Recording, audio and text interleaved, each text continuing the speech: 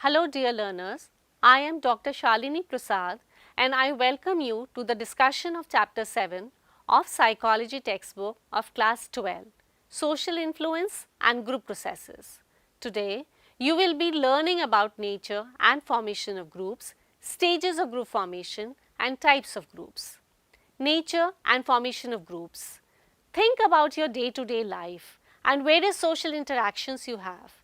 In the morning, before going to school, you interact with your family members. In school, you discuss topics and issues with your teachers and classmates. And after school, you phone up, visit or play with your friends. In each of these instances, you are part of a group which not only provides you the needed support and comfort, but also facilitates your growth and development as an individual. Have you ever been away to a place where you were without your family, school and friends? How did you feel? Did you feel there was something vital missing in your life? Here in this chapter, we will start understanding the importance of groups. Now, group, organized system of two or more people who interact and are interdependent, have common motives, have a set of role relationships among members and have norms that regulate the behavior of its members. Now, it has salient features. A social unit consisting of two or more individuals who perceive themselves as belonging to the group. This characteristic of the group helps in distinguishing one group from another and gives the group its unique identity. A collection of individuals who have common motives and goals, common functions, either working towards the given goal or away from criteria that meets facing the group. A collection of individuals who are interdependent. What one is doing may have consequences for the others. Suppose one of the fielders in the cricket team drops an important catch during the match. This will have consequences for the entire team. Individuals who are trying to satisfy a need through their joint association also influence each other. A gathering of individuals who interact with one another either directly or indirectly. A collection of individuals whose interactions are structured by the set of roles and norms. This means that the group members perform the same function every time the group meets and the group members adhere to the group norms. Norms tells us how we ought to behave in the group and specify the behaviors expected from the group members. Groups can be differentiated from the collection of people. For example, a crowd is also a collection of people who may be present at a place or a situation by chance. Suppose you are going on the road and an accident takes place. Soon, a large number of people tend to collect. This is an example of a crowd. There is neither any structure nor feeling of belongingness in the crowd. Behavior of the people in crowd is irrational and there is no interdependence among members. Teams are special kinds of groups. Members of teams often have complementary skills and are committed to a common goal or purpose. Members are mutually accountable for their activities. In teams, there is a positive synergy attained through the coordinated efforts of its members. The main difference between the groups and teams are, in groups, the performance is dependent on the contributions of individual members. In teams, both individual contributions and the teamwork matter. In groups, the leaders or whoever is heading the group holds responsibility for the work. However, in teams, although there is a leader, members hold themselves responsible. An audience is also a collection of people who have assembled for a special purpose, maybe to watch a cricket match or a movie. Audiences are generally passive, but sometimes they go into a frenzy and become mobs. In mobs, there is a definite sense of purpose. There is a polarization in attention and actions of people are in common directions. Mob behavior is characterized by homogeneity of thought and behavior as well as impulsivity. In general, people join groups for various reasons. There are following reasons for it. First, security. Now, when we are alone, we feel insecure. People reduce their insecurity by joining the group.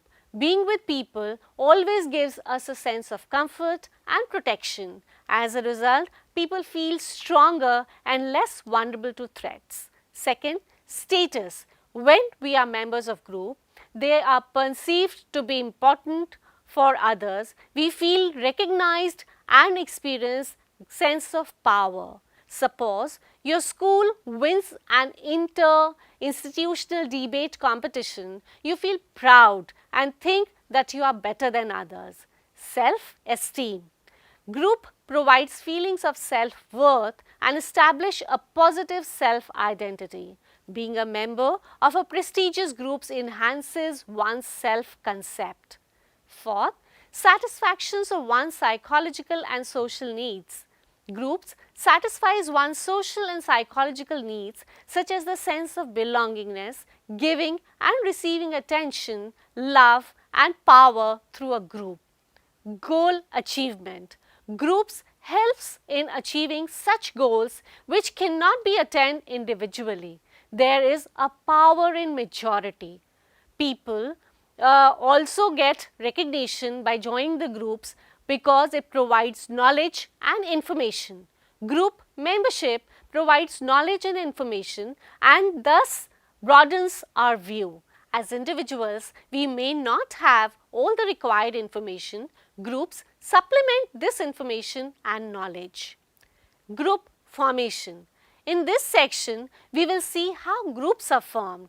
Basic to the group formation, in some contact and some form of interaction between people, this interaction is facilitated by following conditions. Number 1, proximity. Just think about your group of friends.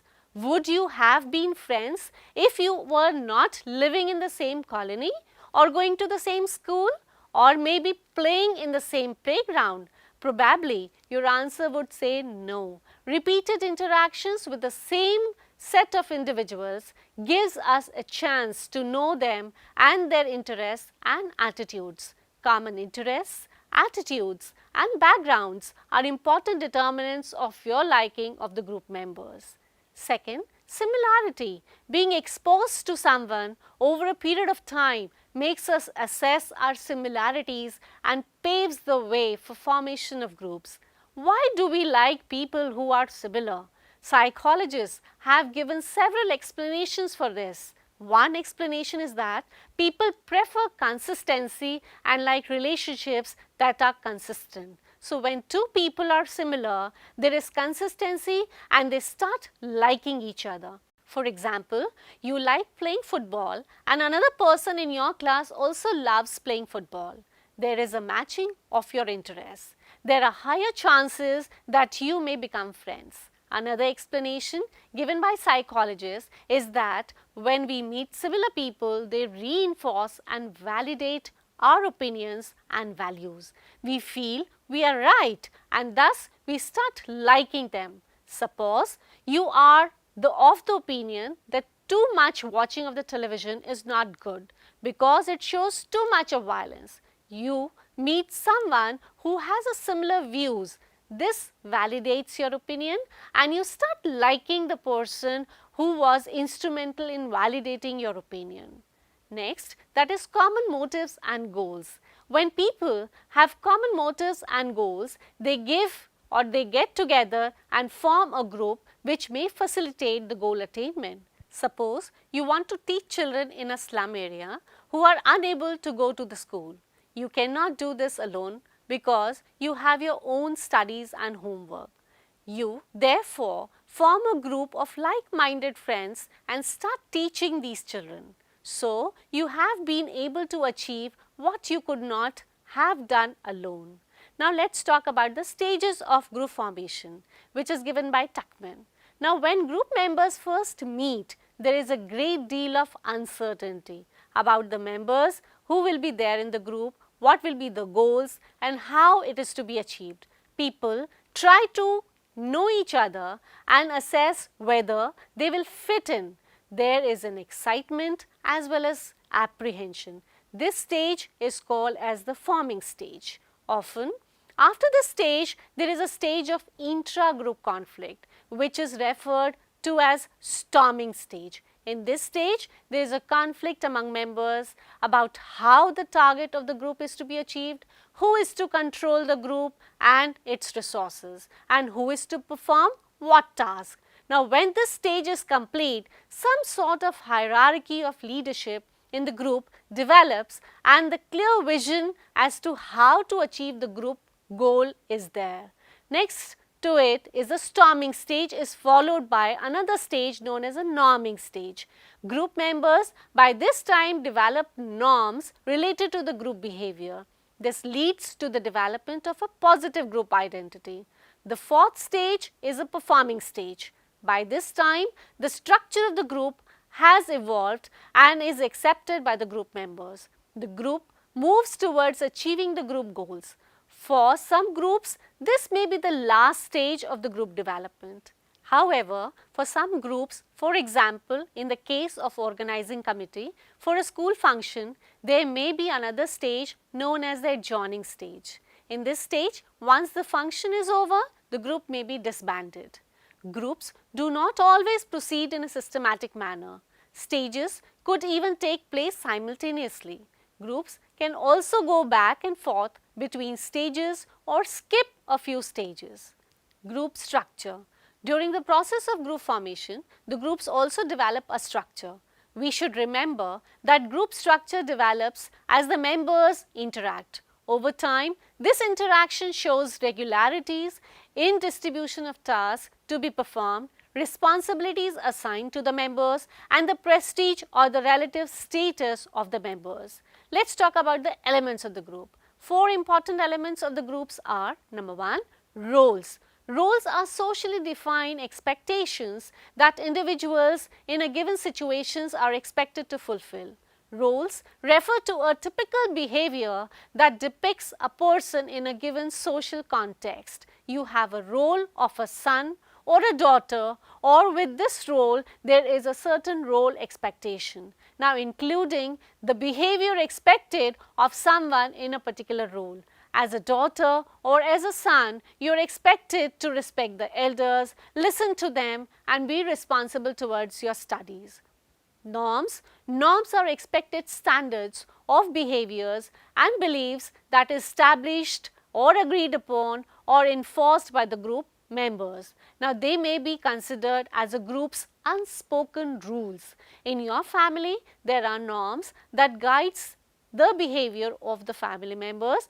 In your family, there are norms that guides the behavior of family members. These norms represents shared ways of viewing the world.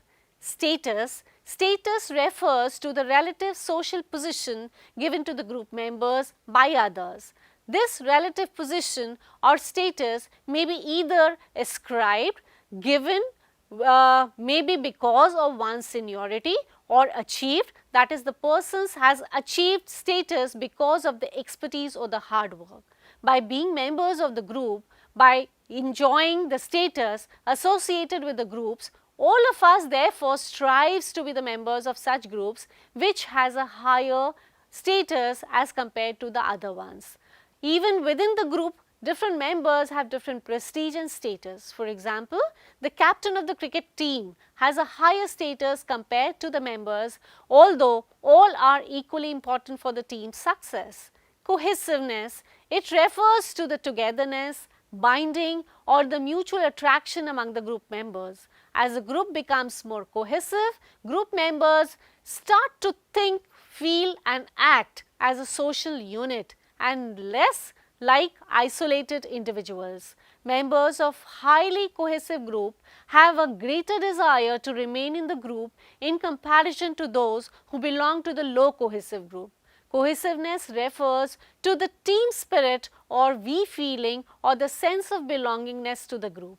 It is difficult to leave a cohesive group or to gain membership of the group which is highly cohesive.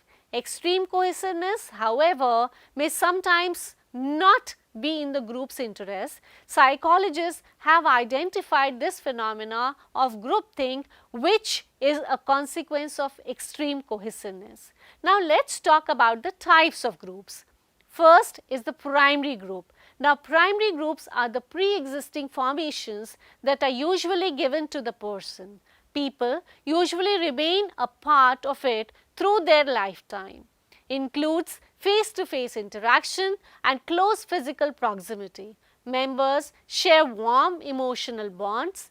Central to the person's functioning, major role developing values and ideals. Boundaries are less permeable, cannot choose membership, join or leave easily. Examples are family, religion and caste. Next is your secondary groups. Groups which individuals join by choice. Relationships among members are more impersonal, indirect and less frequent. There may or may not be a short-lived groups. It is easy to leave and join another group. Example, the political parties. Another type of group is the formal group.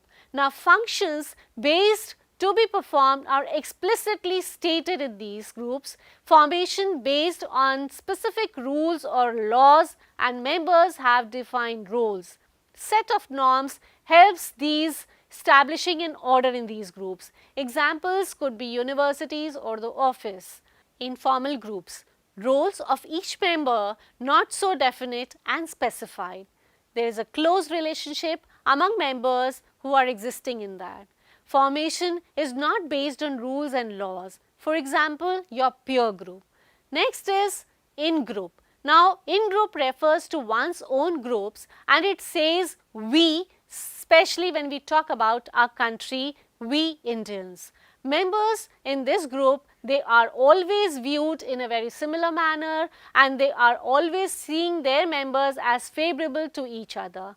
Whereas in the out group, it is always they. For example, when we name other country other than our own country. Members of out group are always viewed differently, negatively as compared to our own group. So, dear learners, we have covered beautiful aspects of group. We have learnt what is a group, how it is formed, what are the different stages of the group, what is a group structure, what are its elements, and in the last we have understood what are different kinds of groups. So, hope you have enjoyed the session thoroughly.